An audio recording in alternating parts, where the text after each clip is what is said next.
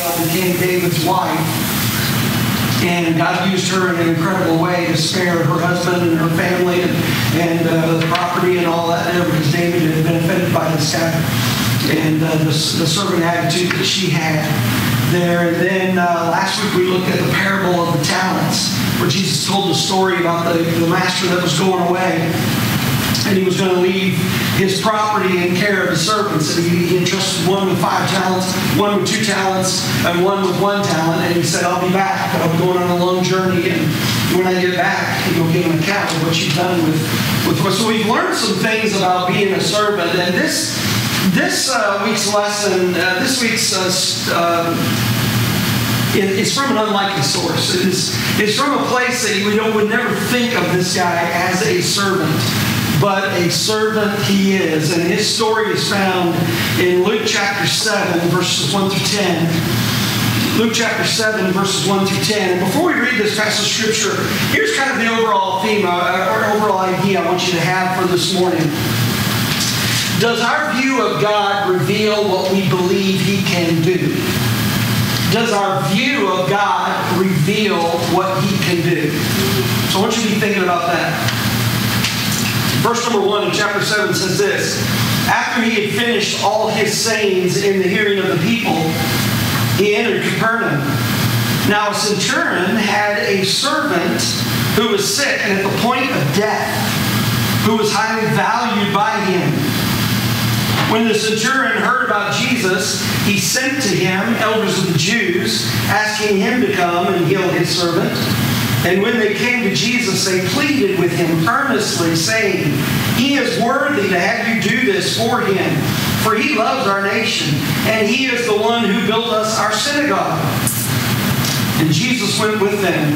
When he was not far from the house, the centurion sent friends, saying to him, Lord, do not trouble yourself, for I am not worthy to have you come under my roof. Therefore I did not presume to come to you, but say the word, and let my servant be healed. For I too am a man set under the authority, with soldiers under me. And I say to one, go, and he goes, and to another, come, and he comes, and to my servant, do this, and he does it. When Jesus heard these things, he marveled at him, and turning to the crowd that followed him, said, I tell you, not even in Israel have I found such faith. And when those who had been sent returned to the house, they found the servant well. They found the servant. Well, we're just going to see this morning that an unlikely servant as an example to us and as a testimony to us even to this day is this centurion. This centurion realized that great servants know they serve a great God. That there's this incredible resource available to them, that they don't need to have all the answers and all the things. Because see, the centurion was in a spot where his favorite servant, one that he'd become very fond of, this would be the one that he cared a lot about. Okay, so this is his favorite servant that was very near and dear to his heart. And this centurion had a lot of money. He could hire the greatest doctors to come in, consultants, the new breakthrough medicines. He could do all these different things to heal this guy, and yet all of this would have failed. He exhausted all the resources that he had, all the power that he had, and then he thought, well, I've done a lot for the Jews, so I'm going to ask the Jewish leaders to go to this rabbi that I heard about that does miracles and ask this rabbi to come and heal my servant. What a great thing. I hadn't even thought of this. But you know, I've done a lot for the Jews, so I know some people in high places, and they owe me one, so I'm going to ask them to do me this favor and get with Jesus and ask him to come into my house and to heal this servant. Verse 2, when the centurion heard about Jesus, he sent to him elders of the Jews, asking him to come and heal his servant. You see, great servants know they serve a great God, and great servants pale in comparison to the one that they serve. And I think we have a problem sometimes when we begin to think that we're more important, or we're as important as our God or the one that we serve. Some servants think they're greater than their master. They rely on themselves, what they have done or what they can do, past accomplishments, what they do, and you don't understand what I do. You don't understand this title. You don't know what I accomplish. Great servants know they serve a great God. see, their faith is in the one they serve and not in their own ability to serve. It's not what they have to offer, it's what their God has to offer. The power that is available to them. You know, it is difficult to stay out of God's way. It really is, because we begin to think that we're all that. We easily begin to rely on ourselves, what we can do in our own strength, in our own wisdom. Our reputation, our abilities, our talents, our looks, our knowledge, and we think that God needs us. We are a blessing to God. This centurion knew that wasn't true. It's a great lesson for us. And then there's the other side of the coin, where there's some Christians that think they're just not worthy. God doesn't care about me. God can't care about me. What do I have to offer Him? What do I have to offer Him? That's where this centurion was. This is the side of the coin he's on. Even though he had all of this great power and all this money and one of the nicest houses in the city, he said, I can't do anything. I need Jesus Christ. And then there's this servant, he thinks he's not worthy. The centurion said as much. Don't come to my house. I am not worthy. Just say the word and my servant will be healed. And it's amazing here, this contrast with what the Jews, the leaders of the Jews, when they approached Jesus with this situation, they said, this guy is worthy of doing this for him because he's done so much for us as a nation. Our faith is not in ourselves, but in the one we serve. And servants know that. Servants know that. You know, every centurion mentioned in the New Testament, and there's 4, is presented favorably in a positive light. And that just amazes me. Because it was the Roman governor that crucified Jesus Christ. And here it is, 4 commanders that are mentioned in favorable light, okay? A centurion got his name. They worked their way up through the ranks. They were an enlisted man mostly. They were an enlisted person, and they spent 15 to 20 years in military service before they became a centurion. They were good in battle. They were brave when they would fight. They had to be at the front of the battle lines to direct the battle.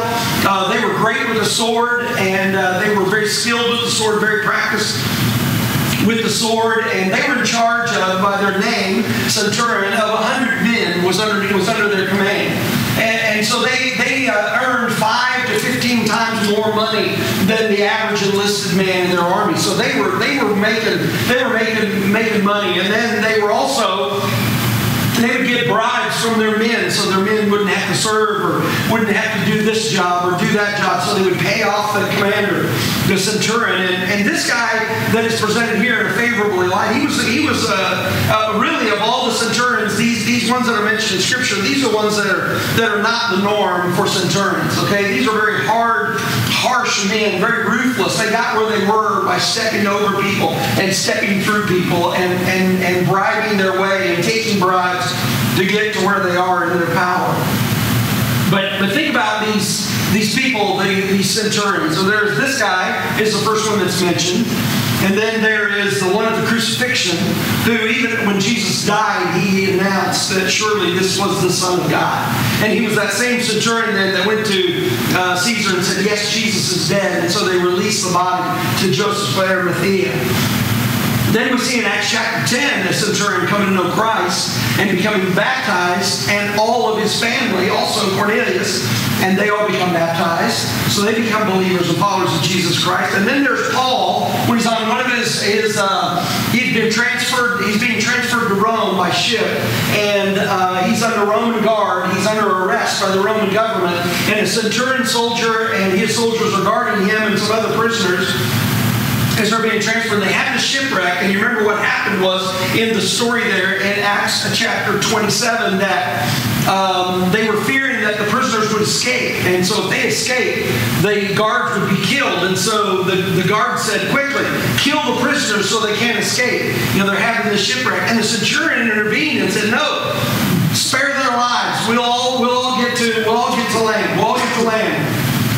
Because he believed what Paul said. We'll be fine. We'll all get to heaven. We'll all get to land. Not one of us will die. So the centurion intervened. So every time the centurion is presented in a positive light, and it is from an unlikely source, the centurion would be presented as a positive light. Well, the Capernaum, this city, Jesus scolded the city for its lack of faith. And yet here is this man from this same city, Capernaum, and he's being commended for his faith. This man was not a product of his society. Jesus marveled at this man's faith in verse number 9. And there's only 2 times in the Gospels where that word is used, marveled, where Jesus marveled at something. Here and in Mark chapter 6 and verse number 6, both of them are with this. In one, where he marvels at the unbelief, Jesus does, of the unbelief of the city of Capernaum, of the miracles that he's done, of all the things that he's capable of doing. They would not believe. They would not follow Jesus Christ. And he marveled at their unbelief. That means his mouth dropped open. I can't believe you're willing to snub your nose at this. And then the same thing with this man's faith. Jesus marveled at the amount of faith that he had. Jesus' mouth dropped open at his belief, at his faith. You know, nothing gets the Lord's attention more than when a person has faith in him and what he can do. No church gets the attention of the Lord that does things by faith instead of what they can do. They know they can do. You see, faith is not something you can put in a spreadsheet. Faith is not something you can put in a budget. Faith is not something you say, well, we've got these resources, we can do this. That isn't faith. That isn't faith. But in the same way, nothing saddens the Lord more than unbelief. He marvels at both. This man's view of Christ was not the same as the majority of those around him. You see, servants should be known by what their God can do and not what he cannot do. Not what he cannot do. We serve a God who can. Jesus is Lord. And a servant's life reflects that truth, that Jesus is Lord. We are little people with a big God. We're little people with a big God. We are a little church with a big God. God can do great things. Not just through us, but despite us. God can do great things. And this attitude where this soldier had was, just say the word. That's what the kind of faith that we need. Lord, just say the word. Just say the word and you can do this. Just say the word, you can do this. So, with our church, I mean, what church tries to meet their budget for the year in 11 months? Okay, we had a challenging year last year, and that isn't something you would do. That doesn't make sense that we would do that. Well, we may not see God help us reach this goal, but I'll tell you what, I would rather try and not reach it than not try and don't reach it. And you know, 10 adults being baptized, we could set a lot of goals that we could reach. That isn't a goal that we can reach. That's a goal that we've got to depend on God for. And you know, the purpose of that goal was to really get our eyes on people that need Jesus Christ and not on people that already have Him. You know, quit waddling and sticking around with all the believers and all the people that we already know Christ and already know Him and they don't need Him. And where we can get pats on the back, we can be believers, but look for people that need Jesus Christ, that need eternal life.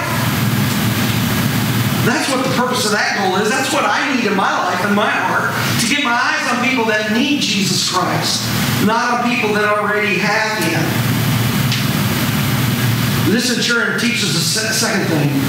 Great servants know they don't deserve to serve. And we don't see this every day. I don't see this every day. I'll tell you this.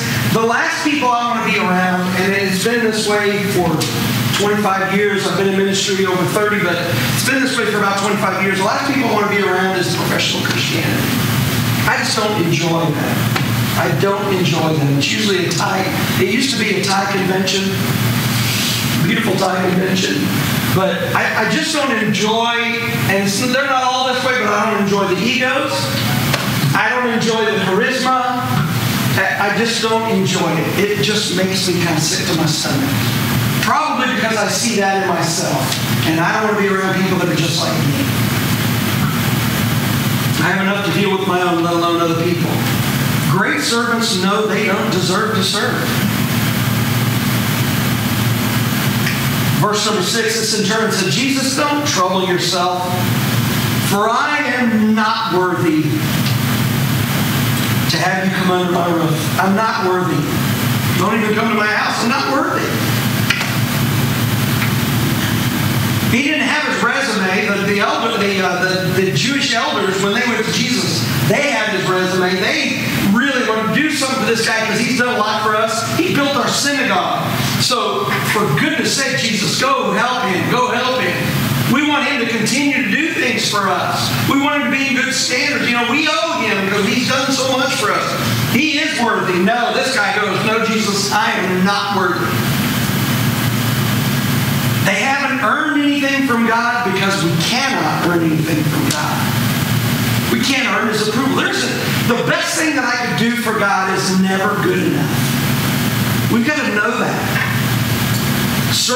Great servants know they're not worthy. They only ask in faith from an attitude of humility. We don't have to be the best because we serve the best. Our God is high and lifted up. He is exalted, not us. Not us. Servants are lowly and they stay humble. We don't have to know everything because we serve the one who is all-knowing. We serve the one who is all-knowing. Humble service points to the one who humbled himself, and that is Jesus Christ. We are humble servants of the greatest servant, Jesus Christ. We don't serve for others to see us, but that others will see Jesus. That's why we serve. And we've already learned this principle that if we serve for them to see us, then you've got your reward. Don't come looking for your crown, your jewel, your recognition. You've already gotten it. You've made sure you've got your reward. You've received your reward before men. You're not going to receive it before your Father. We don't serve for others to see us, but that others will see Jesus. And thirdly, and lastly, as always, great servants serve others. Great servants serve others. This centurion was a man of rank and power. He gave orders and they were obeyed. And when he sent his friends to Jesus, they told him just that much. He could have said, if this slave dies, I'll just get another one. His position and power had not gone to his head. And most Roman centurions, it had. It had. Let me tell you this. So there's a story of one Roman centurion. These guys were in charge of keeping the order of the rank and file, of discipline among the ranks. And they were tasked as the commander of their battalion, of their 100 men, that when they would advance into a forward position, they would be tasked with in charge of setting up the camp and then fortifying the camp so that they could protect it and defend it from the enemy. So they were in charge of this. They were in charge of discipline in the ranks, and they would first thing they would do would be to get some kind of a club, and they would carry that around, and their club would be significant to themselves and what they wanted to carry and what it was made of and how it was made, and it would be personalized and all these things. And one of the guys that was a centurion, his nickname was "Get me another one." Only it was in Latin, but it's translated into the English language. Get me another one, and he would beat soldiers underneath his command that would not obey. He would beat them to death with the club. And he would do it in front of the men, and then he would say, "Give me another one." So that became his nickname. And that was to instill fear within his men that you will do what he says. He doesn't have to ask twice. In fact, you will do it before he even says it. You will just do your job. That's what he forces on his men. And he does that by setting an example to his men by killing one of them. And then he just goes, "Give me another one. I'll beat him to death too." I mean, these were horrible, horrible men. And yet, here's this centurion that is caring about his servants. Not even one of his men, but someone that is very special to him. A servant. Someone that he values, that he's become friends with, that has meant a lot to him.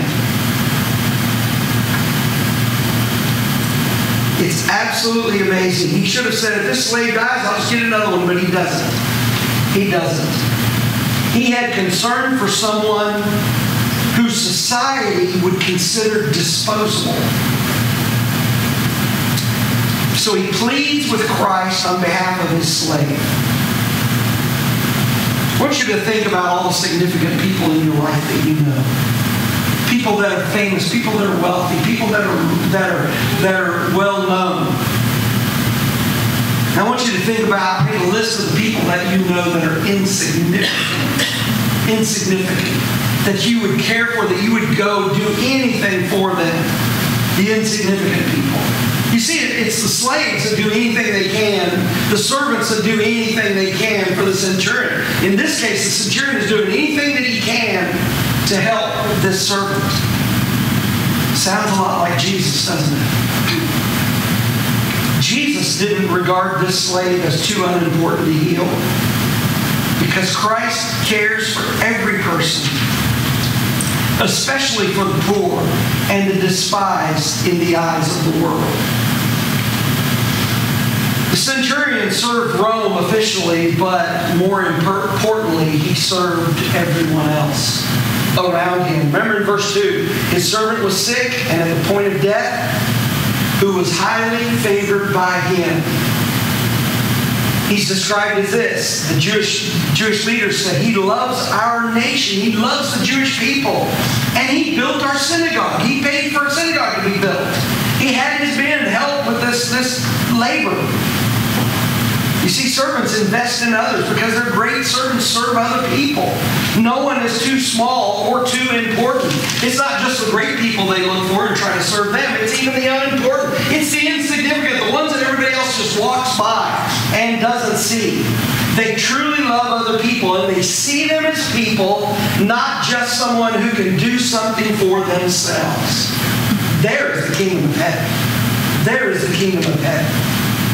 You can tell a servant by those they surround themselves with. Servants see others, even the insignificant, especially the insignificant. I guess that's why Jesus gave us that commandment, which is likened to the greatest commandment, that you love the Lord your God with all your heart, your mind, your soul, and your strength. The second is just like it. Love others as you love yourself. Love your neighbor. Care for other people. Serve other people. Well, wrapping it up this morning, two things I really want you to hang on to in your life as a servant of Jesus Christ. And that is these two things. First of all, God chooses and uses people whom most of us would dismiss or reject. Most of us would consider these people as a wet wipe you use and dispose of. You dismiss, you throw them away.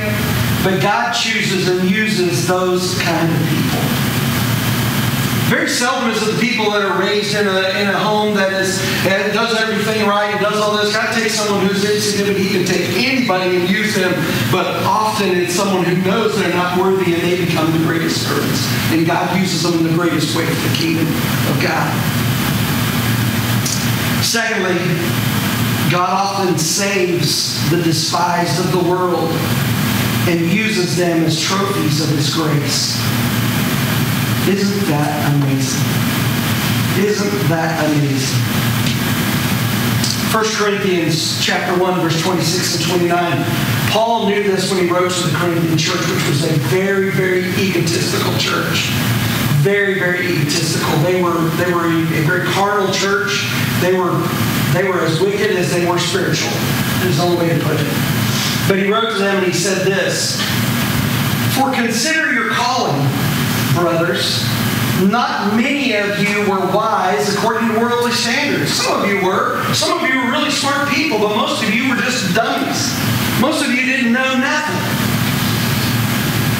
Not many were powerful. Not many were of noble birth. But God chose what is foolish in the world to shame the wise. God chose what is weak in the world to shame the strong. God chose what is low and despised in the world, even things that are not, to bring to nothing things that are, so that no human being might boast in the presence of God. Isn't that amazing? I don't know about you, but I find great comfort in this passage of Scripture. Hey, you're not charismatic? Good. You don't have a good personality? Good. Hey, you're not very smart? Good. Hey, you're not very wise? Good. Hey, you're not born with a silver spoon in your mouth? Good. Most people that God uses are not. Because those people are usually, by most accounts, not usable. Got to go with Gabe this week to Mississippi State. He had registered for classes and go to the freshman orientation. There's a lot of smart people in the world. We were talking with one of the booths of Baptist Student Union about their organization, what they do, and their small groups and all that kind of stuff. And Gabe was getting some information on all that. And, this girl asked Gabe what he's majoring in. And he told her meteorology and all this stuff. So they were talking, and she was getting to know Gabe. And Gabe says, "What year are you? And what are you majoring in?" She goes, "I'm a junior, and my degree is in biomedical engineering." And I was just like, what's that about? Biomedical engineering. I can't even say it. So Gabe is in the engineering dorm. His roommate is named Isaac. He's a missionary kid from Taiwan. I'm really excited to see where that goes. But he is going to major in aeronautical engineering. And some smart people, some smart kids. It doesn't matter if you're smart or not. It doesn't matter what you can do or who you are. It's how great a servant you are. You see, Jesus sees something in this centurion that is unusual, and the things, those kind of things, those worldly titles, and all those natural abilities and talents and incredible skills, those kind of things, they get in the way of this if we're not careful. Faith. Jesus saw in this centurion something unusual, something that he didn't normally see, and it was unusual faith. Faith that he uses to affect others. And listen to Jesus' announcement. Let me remind you of this in verse number 9. Not even in Israel have I found such great faith. Are you kidding me, Jesus?